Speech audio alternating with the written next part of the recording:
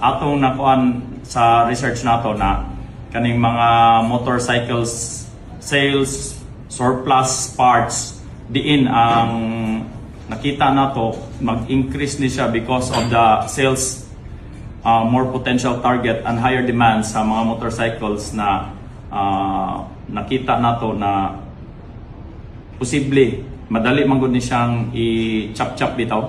So katong mga kinawat na motor dali chop-chop, dali sad ibaligya ang mga parts. And then we have also checked that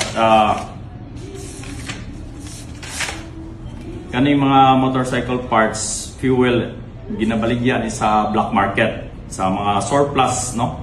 So we have some legitimate suppliers, and however na ang opportunity diri na mga criminal elements, they take advantage sa pamaligya atong mga parts na posible mao na mo increase ang pagpangawat sa motor, labi na katong mga mahalo na parts dali ra kayo tanggalon o gikuan. So mao ning ang uban i-dismantle lang nila, i-chop-chop nila, and which also increase profit and lowering the risk of detection. So pag na-chop-chop na gani ang parts sa motor, dili na nimo dayon dali ma-identify na imo da itong motor unless you have mga serialized ni siya sama sa mga engine. So kaning mga engine parts naani siya ay mga special markings na nakakulit yun. So usa ni sa atong gi-request sa atong forensic unit to have a macro etching.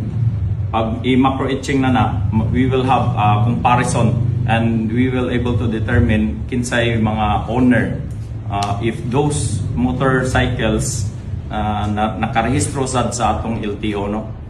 Kung wala na siya nakarehistro, so most likely wala yun na siya na kuan pa na rehistro sa Land Transportation Office.